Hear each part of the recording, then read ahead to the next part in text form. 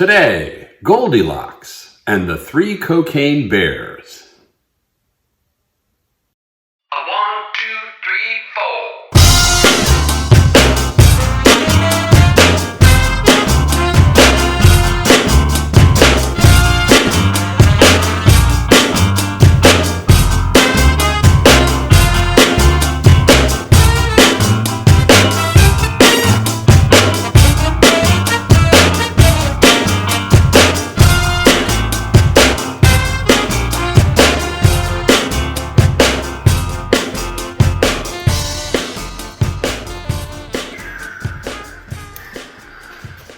Hello and welcome to another edition of A Very Odd Caster. So last week we did a special children's story entitled The Tiger and the Tampon. Well, that one seems to really have touched a nerve, as you can imagine. I woke up the day after we posted that and found a group of NASA engineers picketing outside my door.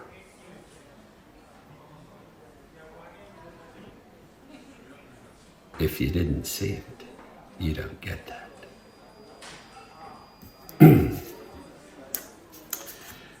So, what do we have today? Well, I'm really pumped up because now out in the theaters is a movie called Cocaine Bear. That's right, kids. So when I saw promotions for this over the past several weeks, I was wondering to myself, this has got to be a joke, right? This is a spoof of Hollywood. Hollywood's, out of ideas, so they're going to start having the wildlife be druggies, right? It's got to be a joke, No, it's not a joke. Indeed, there is a movie out now called Cocaine Bear. Apparently, the movie is partially based on a true story. There was apparently something where there was a plane crash in the woods somewhere, and on the plane was all this cocaine. Everybody perished in the crash, but a wild bear got into the cocaine and ingested a bunch of it, and the poor thing died. So I'm kind of wondering, and this movie isn't really about that. It's I guess the bear goes on a binge, and then one thing leads to another, But I'm kind of wondering how PETA is going to respond to such a concept, There's nothing that says cruelty to animals better than, feeding it a bunch of coke, right? So the whole concept is just, I don't know. But being Hollywood, we could be in for a whole franchise of these kinds of movies. We've had sequels on every possible Marvel superhero imaginable. And prior to that, we had like 13 Rockies, on and on. Hollywood makes a little money and, becomes multiple sequels. And obviously, Cocaine Bear has a lot of potential for future sequels, such as Weed Wolf. I'll huff and I'll puff and I'll blow your house in, Little Red Riding Hood. Yeah. And then the second sequel might be something like Ecstasy Elephant. You see out in this jungle safari a big circle of elephants at a rave, downing lots of peanuts and smiling. Maybe Dumbo could even learn to fly. You never know. Or the third sequel could be Acid Anteater, right? Hey, stay away from my Aunt Gertrude, you anteater.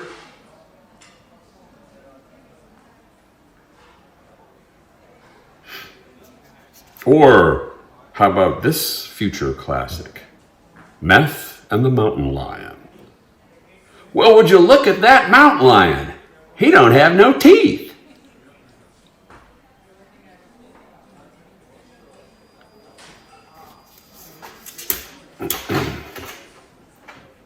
And of course, you could also have a sequel called Oxy the Octopus.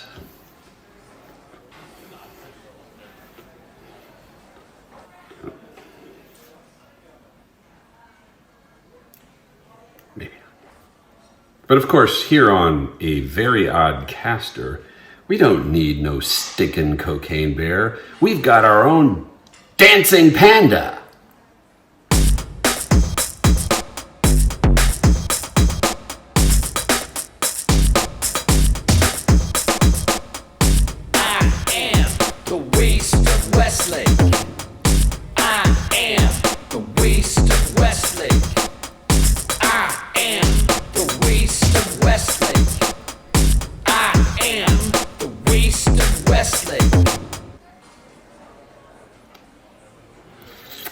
Well, maybe not.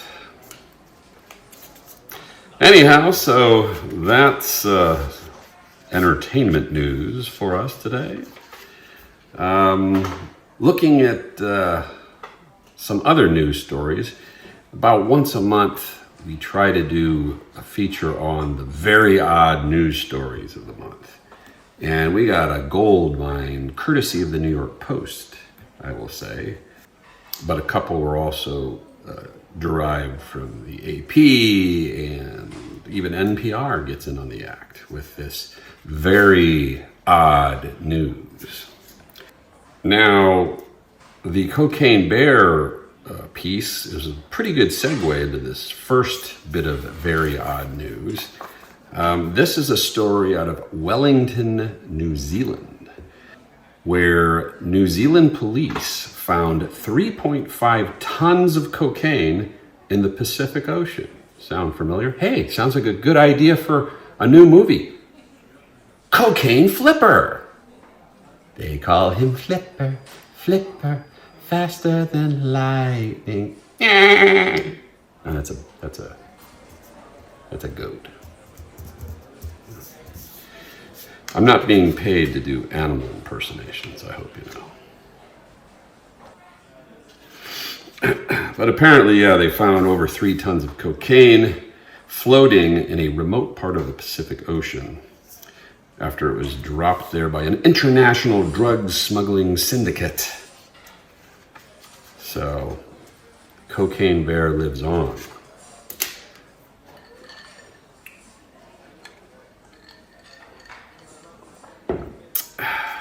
In other news, the EPA has temporarily halted the cleanup of the chemical spill from the train derailment in Ohio, in East Palestine, Ohio, because, of course, the environment only matters in places where median income is over $100,000 and where people with graduate degrees live. I thought I'd get zapped for that one. It's a class war. Moving on. A German ballet director was suspended over a feces attack on a newspaper critic. That's right, kids. This happened in Berlin. A German newspaper critic had animal feces smeared on her face in the city of Hanover by a ballet director who apparently took offense at a review she wrote. I guess you could say the reporter got a little shit-faced.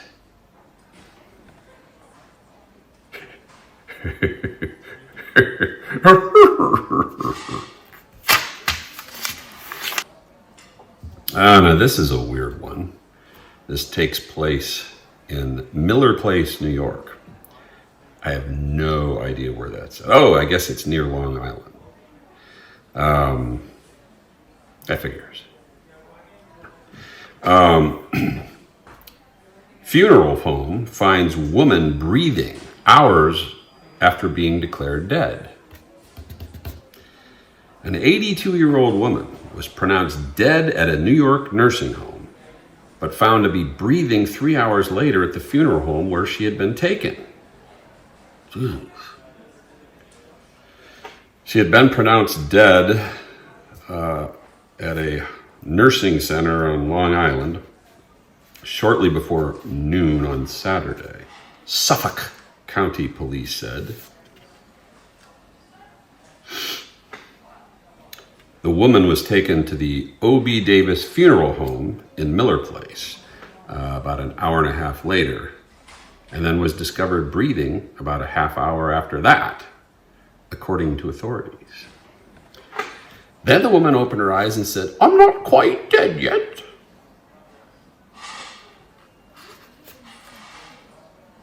Surely you must know where that line comes from. And if you don't, shame on you. Okay, now here's another one.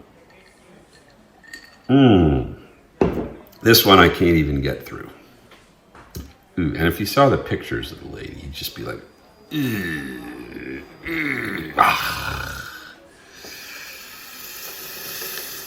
One Pennsylvania TikToker revealed that she makes reusable toilet paper out of old pajamas as she attempts to have a low-waist home. So, she takes pajamas, cuts them up, puts them in the bathroom. People take a dump. They take the pieces of pajamas, they wipe their butts, they wash them, and then they use them again. No, there's nothing weird going on in the world these days. If you just saw this lady, it's like, can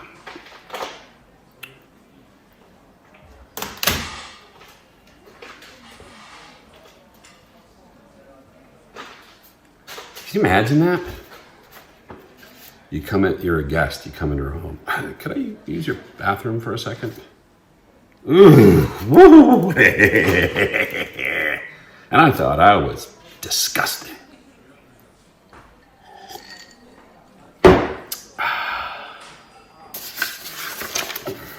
Oh, and here's a tale for the ages. A groom was busted being breastfed by his mom on his wedding day.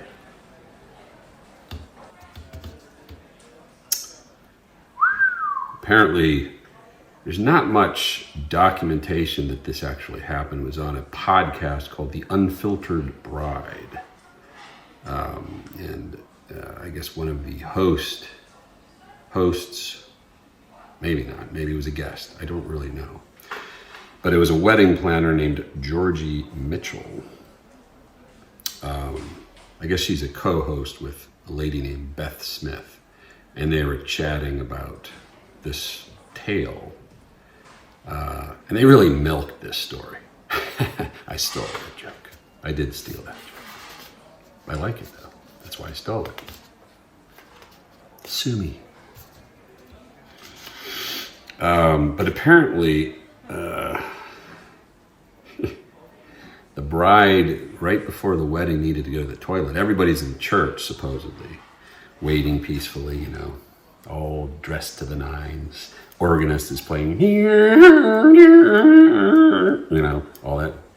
And the bride needed to go potty, probably very nervous. She slips into the bathroom, and there she saw her husband-to-be sucking away on mama's boob. I'm not making it up. I mean, maybe it's a fake story. This is third-hand information. I didn't even hear this podcast. The Unfiltered Bride is generally not on my must-listen list. I'm sure it's good, but I didn't have any plans to be a bride. Unless there's a horror film called The Bride of Castor. That'd be kind of cool, huh? But yeah, so apparently this is like second or third hand information. But wow, just think about that. If it's for real, could you imagine being that poor bride to be? What would you do? If you didn't run for the hills, you get what you deserve. Yeah, there's all sorts of Freudian mama's boy things there, but it's just freaking weird. You know, it's weird. There was that movie, The Little Emperor or something like that. I don't know. It was an old film where, he was, the heir to royalty in some Asian country long, long ago. And I don't even, again, I think this is second or third hand information. I don't think I saw it. I would have remembered some little heir like, Prince Charles sucking away. I don't remember that, but apparently that was in that movie. He's a grown man and he's still, or maybe he's like a teenager or something. I don't know. The only relevant comparison is in the famous book, The Grapes of Wrath, where at the very end, the people are starving and this guy is malnourished, and a mother who's got a baby breastfeeds this guy. And it was a tragic thing. But of course, apparently that gave this character, mentioned in The Unfiltered Bride, an idea.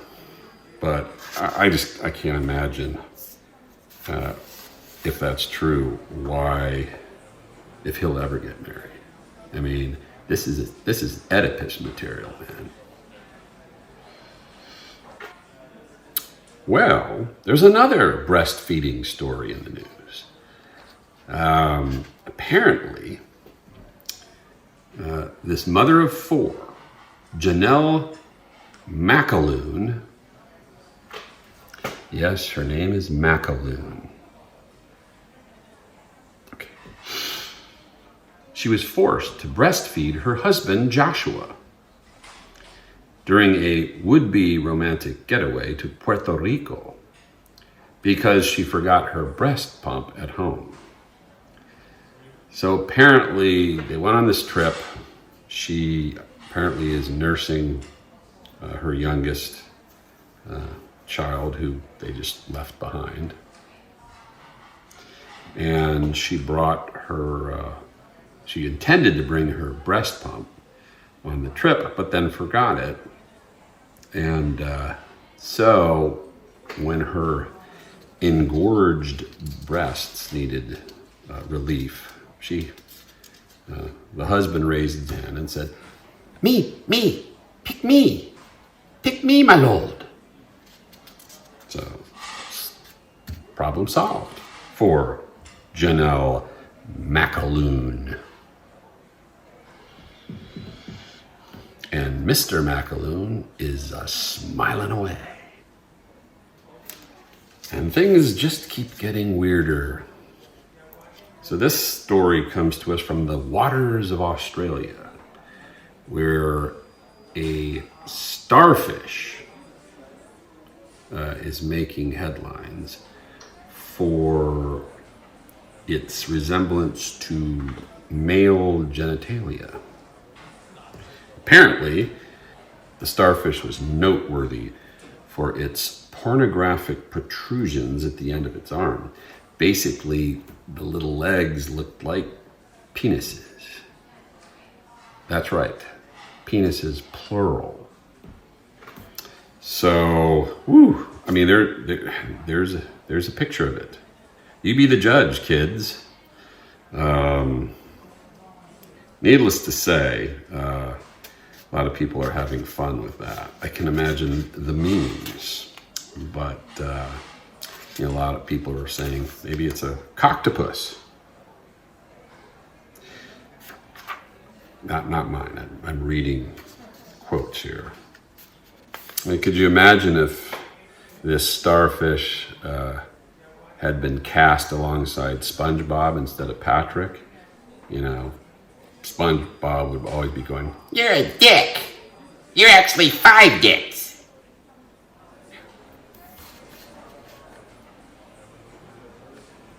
we're traveling in the highbrow lane today, as you might have noticed, as opposed to where we usually are.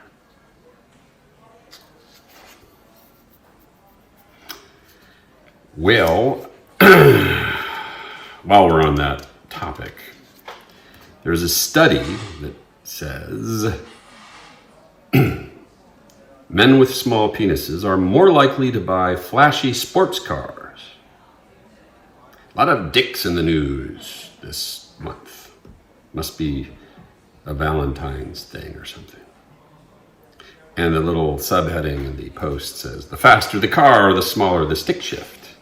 So apparently there's a study, this is from the University College of London. So I guess these are Brits.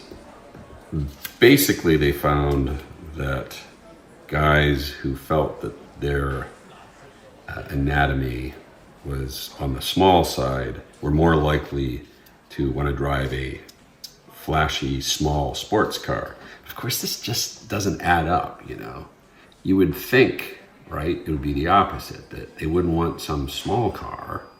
They would want some big car. I, for one, drive a RV around town. Don't include me in this whole thing. But yeah, so apparently it's some sort of compensation, but I don't get it. You know, if it was a big car, it'd be like, it's the only thing I can fit in. But no, it's a little tiny sports car. So, yeah, I don't know. I've never thought about car size in these terms. It just sort of proves how far we have fallen. And at last, we're done with penis stories. This next story's kind of funny, but there was this guy who was headed on vacation in Benidorm, Spain. Maybe it's Benidorm, Spain. I don't know if that's the Spanish pronunciation or what. You don't care, and neither do I. Anyhow, this chap was from the UK, and he goes by the name Daza. And he had a date planned, apparently a internet date, so I didn't know her very well. And he decided to go give himself a nice fake tan in advance of his date. But unfortunately, Daza fell asleep after applying the lotion, only to wake up with a patchy orange tan.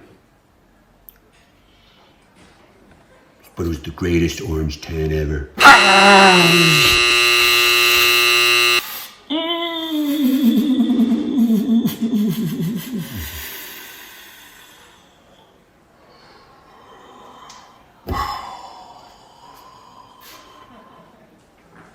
Okay.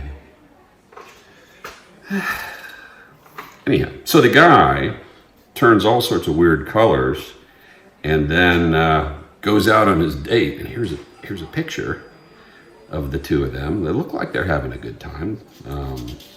But, you know, he looked a little like Rachel Dolezal. Remember her? The lady who was trying to pass as being black.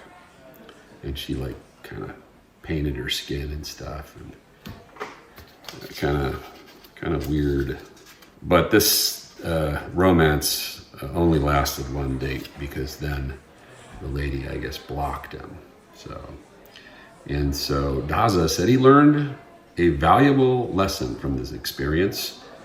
I'll never use that fake tan stuff again. Actually, since he's British, it would be, I'll never use that fake tan stuff again. So my British dialect melts into Scottish and drifts into Irish. And I'm waiting for it to go full Polish. And last but certainly not least, we have the tale of Thor, the masturbating walrus. Ooh, man. So apparently, this walrus turned up on the shores of Iceland after being spotted 2 months prior in the UK. And apparently when he was in the UK, he was putting on quite a show. He was, kind of pleasuring himself, I guess. And these people were taking pictures and saying, "Oh, bloody hell." And I'm like, leave the damn walrus alone. Can a walrus get any privacy these days? I am he is, you are he and you are me, and we're all a bunch of pronouns these days.